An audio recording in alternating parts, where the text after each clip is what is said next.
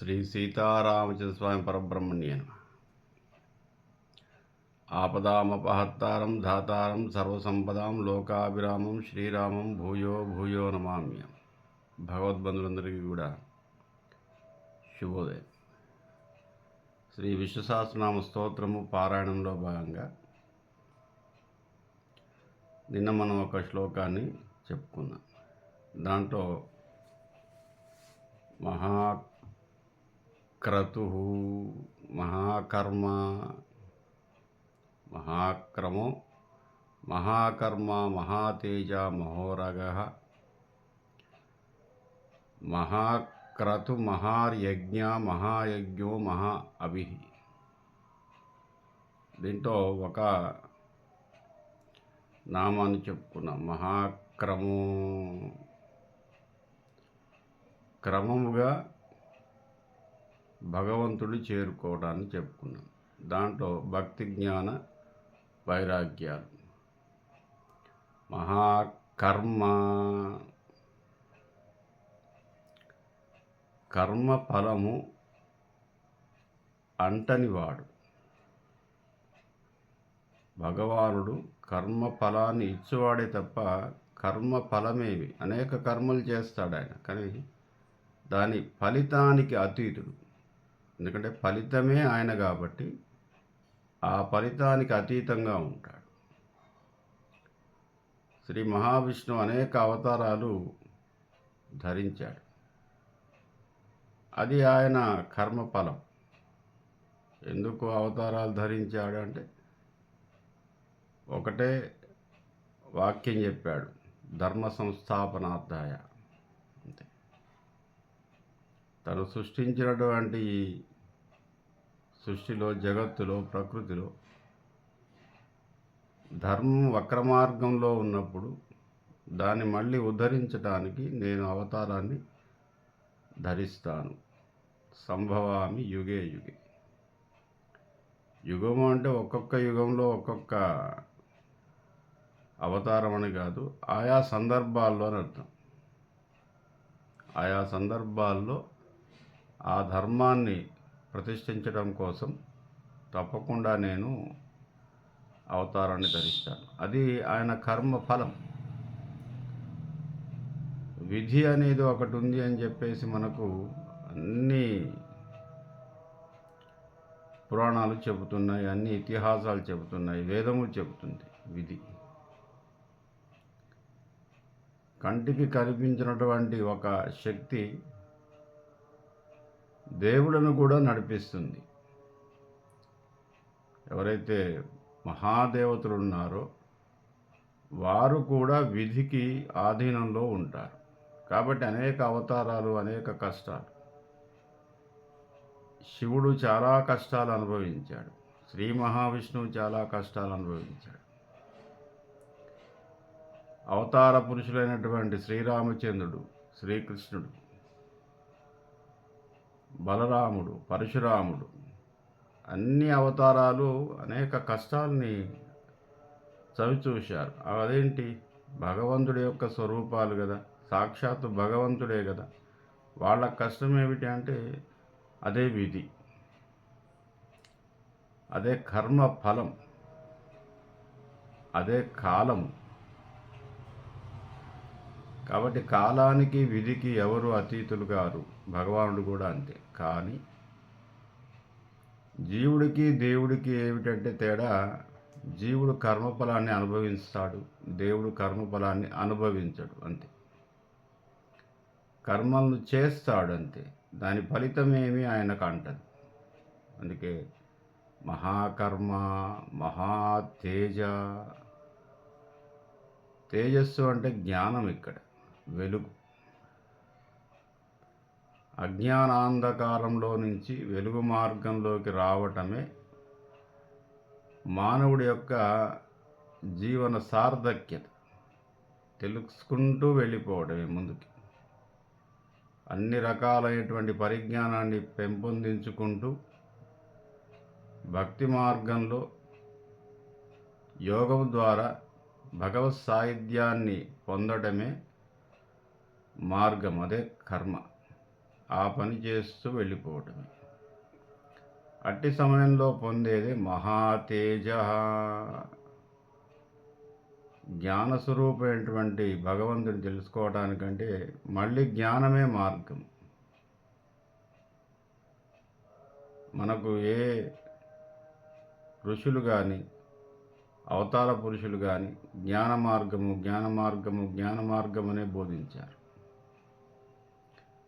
తెలుసుకో తెలుసుకో తెలుసుకో తెలుసుకుంటూనే ఉండు. జీవితం అంతా తెలుసుకోవడం. ఒక జీవితం సరిపోదు. కాబట్టి మహాతేజ జ్ఞానాన్ని కలిగి ఉండు. మహోరగ మహా ఉరగ. ఉరగము అంటే పాము.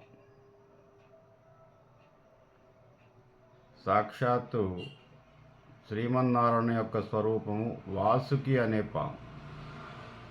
వాసుకి. ఆవులలో కామధేనువు, పాములలో వాసుకిని నేనే అని చెప్పేసి గీతలో చెప్పాడు భగవానుడు. మహా ఉరగ.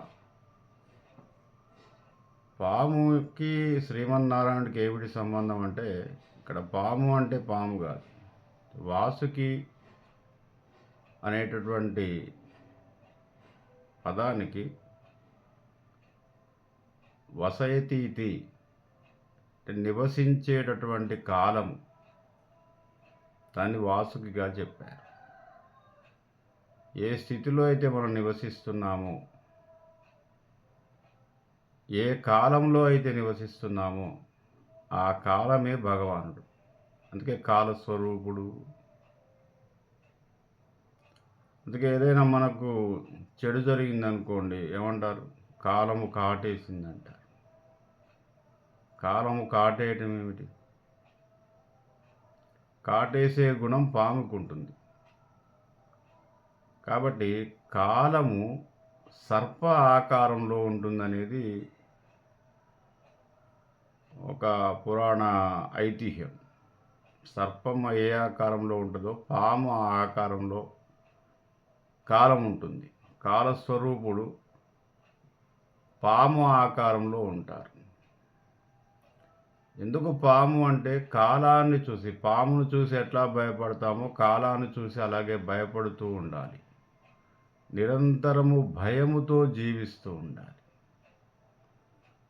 అప్రమత్తంగా ఉండాలనేది దాని అర్థం. పాము ఎప్పుడు ఏం చేస్తుందో తెలియదు. ఎప్పుడు కాటేస్తుందో, ఎప్పుడు విషాన్ని కక్కుతుందో, ఎప్పుడు కోపగిస్తుందో, ఎప్పుడు పగబడుతుందో మనకు తెలియదు. కాలము సర్పములాగా భావించి మన పక్కనే ఉంది. ఒక త్రాసుపాము, విషపు నాగుపాము ఒకటి ప్రక్కన ఉంది అని భావిస్తూ జీవించాలి. దానివల్ల సమయాన్ని వృధా చేయడు. కాలస్వరూపమైనటువంటి భగవానుడే కాలం అని చెప్పేసి భావిస్తూ తన జీవన సార్థక్యాన్ని, కాలాన్ని అందిపుచ్చుకుంటూ, కాలాన్ని వృధా చేయకుండా ప్రతి క్షణము ప్రతి నిమిషము కాలాన్ని ఉపయోగించుకుంటూ ముందుకెళ్తాడు. అది దాని భావం. అందుకే కాలస్వరూపుడు, కాలమే పాము. కాలస్వరూపుడు భగవానుడు.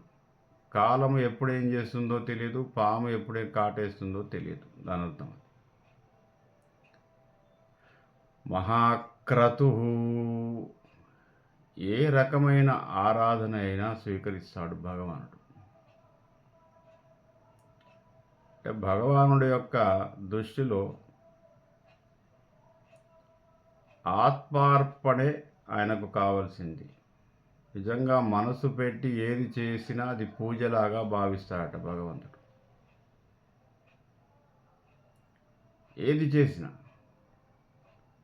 ఇప్పుడు భక్త కన్నప్ప ఏదో పంది మాంసాన్ని నైవేద్యంగా పెట్టాడు శివుడికి, అదే స్వీకరించాడు. పుక్కిటితో నీళ్లు తెచ్చి శివలింగాన్ని కడిగాడు. ఇక్కడ క్రతువులో ఆయన భేదమేమి చూడడు. మానసికంగా ఎంత భక్తుడు, ఆత్మార్పణలో ఏ స్థాయిలో ఉన్నాడని చూస్తాడు. కుచేలుడు కేవలం అటుకులు పెట్టాడు. అటుకులా లేకపోతే ఇంకేవా విలువైన వస్తువులు అనేవి చూడలే. మనసు చూస్తాడు భగవానుడు. రుక్మిణీదేవి చిన్న తులసి దళం పెడితే స్వామి ఆధీనుడైపోయాడు. పుష్పం పత్రం ఫలం తోయం, ఒక చిన్న పుష్పము, చిన్న ఆకు, చిన్న పండు, చివరకు నీళ్లు, అవి సరిపోతాయట ఆయనకి.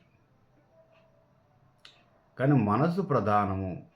ఎంత ఆర్భాటంగా పూజ చేసినా మనసు లేనిది ఏ పూజ భగవానుడికి అందదు, స్వీకరించడు. దాంట్లో ఎటువంటి సందేహం లేదు.